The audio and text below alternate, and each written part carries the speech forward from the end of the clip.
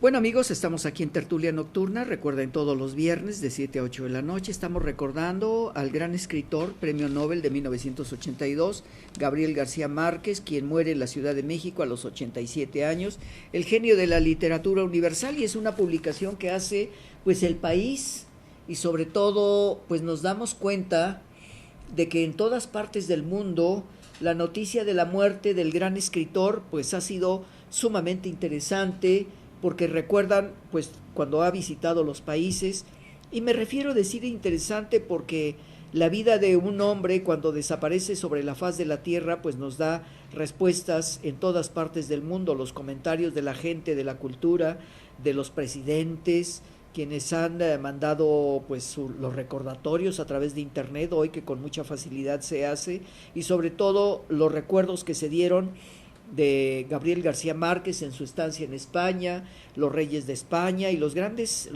directores del mundo pues han comentado esto. Dice en el periódico El País: el autor de 100 años de soledad y uno de los padres del boom latinoamericano hechizó a millones de lectores y fue distinguido en 1982 con el premio Nobel. Gabriel García Márquez, una imagen tomada en Madrid en 1994, periódico El País. Excelsior: el mundo se despide del premio Nobel de literatura, murió García Márquez, y vemos también la sección correspondiente al periódico Excelsior, y lo escribe Virginia Bautista. El novelista falleció ayer en la Ciudad de México, el lunes recibirá un homenaje nacional en Palacio de las Bellas Artes. Y también el periódico Excelsior, si me permiten ustedes, pues verdaderamente presenta un estudio muy importante sobre todo la vida de Gabriel García Márquez, y sobre todo leyendo el periódico El Excelsior, y aquí lo tenemos donde dice: García Márquez 1927-2014, el mejor oficio a los 19 años, siendo peor estudiante de Derecho, empecé mi carrera como un redactor de notas editoriales y fui subiendo las escaleras de las diferentes secciones. El gran novelista, los libros se leen para siempre, dándonos el aire de familia. Éxito editorial fue sin duda que 100 años de soledad, publicado por primera vez en 1967 por la editorial Sudamericana en Buenos Aires, con un tiraje inicial de 8,000 ejemplares, su novela más vendida. Y ahora sabemos a través de las informaciones periodísticas que Gabriel García Márquez vendió poco más de 1 millón de libros durante toda su etapa, y aquí lo tenemos en su área de trabajo, en su área de estudio de Gabriel García Márquez, un cineasta, sobre todo El Gran Amor, Juegos Peligrosos con Silvia Pinal, Confesiones. Gabriel García Márquez expresó distintas ocasiones el sentir, lo que es el sentir por el séptimo arte. No sé cuántos guiones llevo, unos buenos, otros malos, y al final lo que veo en pantalla nunca es lo que tenía en la cabeza. Bueno, pues es parte de estas publicaciones verdaderamente extraordinarias que han hecho el periódico El Universal y el Excelsior, que me permito presentárselas. En la sección de expresiones del periódico también el Excelsior, que es una publicación diaria, dice uno de sus mensajes finales: yo nunca me despido porque el que se despide nunca vuelve. Tras 8 días hospitalizado y 10 de convaleciente, el escritor colombiano Premio Nobel de Literatura 82 falleció ayer en el Distrito Federal, el Jueves Santo a las 14:38 horas. El lunes próximo homenaje en el Palacio de Bellas Artes. El periódico La Jornada: adiós genio de Macondo, y hace la publicación con la imagen joven de García Márquez. El periódico La Razón: La Merquecita de la Sierpe, por Gabriel García Márquez, y es todo un compendio, suplemento especial en las páginas centrales, sobre todo del periódico La Razón. Milenio: primera experiencia que no puedo contar, ha muerto García Márquez, y luego viene la imagen de Gabriel García Márquez con un escrito en una imagen de el personaje. La Afición, de Milenio Diario: además de su amor por la literatura, Gabriel García Márquez también tuvo un espacio para demostrar su gusto por el fútbol, el boxeo y los toros. Las pasiones de Gabriel García Márquez, Gabo. El periódico Crónica. Gracias, Gabo. Me hice escritor a la fuerza. Nació en Aracataca el 6 de marzo de 1927. Periodista y narrador, el autor de 100 años de soledad, El amor en los tiempos de cólera, El coronel no tiene quien le escriba, El otoño del patriarca y Crónica de una muerte anunciada. Pues de hecho, las ceremonias que se hicieron, no solamente en México, sino en Colombia, lo veremos en la sección Cultura del periódico El Universal, que nos trae la remembranza en la zona de Colombia, y aquí ustedes pueden ver, pues en la parte superior, las fotografías que se trajeron de Colombia directamente, el pueblo colombiano despidiendo a Gabriel García Márquez en el gran homenaje. Aracataca respira la nostalgia de Gabriel García Márquez, Gabo. El pueblo que lo vio nacer a García Márquez vive como un final en la época de la muerte del autor.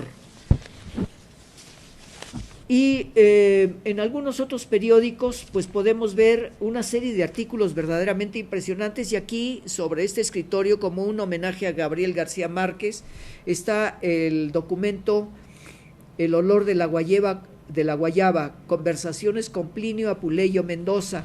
Y a mí me parece muy interesante esta parte, si me permiten ustedes, antes de pasar a otro tema. Voy a leer brevemente una parte correspondiente a este libro. Aquella casa donde él vivió de niño no era en realidad la de sus padres, sino la de sus abuelos maternos. Circunstancias muy especiales habían hecho que un niño extraviado en un universo de gentes mayores, abrumadas por recuerdos de guerras, penurias y esplendores de otros tiempos, Luisa, su madre, había sido una de las muchachas bonitas del pueblo, hija del coronel Márquez, un veterano de la guerra civil respetado en toda la región.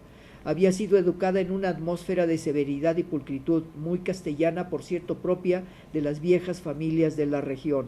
De esta manera marcaban distancias con los advenedizos y forasteros. La abuela gobernaba la casa, una casa que luego él recordaría grande, antigua, con un patio donde ardía en las noches de mucho calor el aroma de un jazminero y cuartos innumerables donde suspiraban a veces los muertos. Para doña Tranquilina, cuya familia provenía de La Guajira, una de las penínsulas de arenales ardientes de indios, contrabandistas y brujos, no había una frontera muy definida entre los muertos y los vivos. Cosas fantásticas eran referidas por ella como ordinarios sucesos cotidianos. Mujer desnuda y férrea, menuda y férrea, y alucinados ojos azules. A medida que fue envejeciendo y quedándose ciega, aquella frontera entre los vivos y los desaparecidos se hizo cada vez más endeble, de modo que acabó hablando con los muertos y escuchándoles sus quejas, suspiros y llantos. Cuando la noche de los trópicos, sofocante, densa de olores a nardos y jazmines y rumores de grillos, caía brusca sobre la casa, la abuela inmovilizada en una silla de Gabriel, entonces un niño de 5 años de edad, asustándolo con los muertos que andaban por allí, con la tía Petra, con el tío Lázaro y con aquella tía Margarita Márquez, que había muerto siendo muy joven y muy linda, y cuyo recuerdo habría de arder en la memoria de 2 generaciones de la familia. Si te mueves, le decía la abuela al niño, va a venir la tía Petra que está en su cuarto, o el tío Lázaro. Hoy, 50 años después, cuando García Márquez despierta en plena noche en un hotel de Roma o de Bangkok, vuelve a experimentar por un instante aquel viejo terror de su infancia, muertos próximos que habitan en la oscuridad. Y aquí tenemos pues esta primera etapa de lo que podemos ver del realismo mágico al invocar y al estar en contacto con los que ya se fueron, y era parte muy importante de esta estructura vivencial que se tenía con García Márquez, que es el recuerdo. A mí me parece que este libro, El olor de la guayaba, pues antropológicamente nos está dando una respuesta de lo que es la vida y lo que fue la vida de Gabriel García Márquez. A mí me parece un costumbrismo de provincia basado a principios del siglo XX, donde la influencia de la familia pues era pues darle una respuesta, y sobre todo este primer cuarto de siglo, del siglo XX, donde se ve reflejado en lo que le llaman de Gabriel García Márquez, el creador del realismo mágico. Y yo creo que no solamente es Gabriel García Márquez, porque encontramos el realismo mágico, sobre todo en la cuentística nacional e internacional.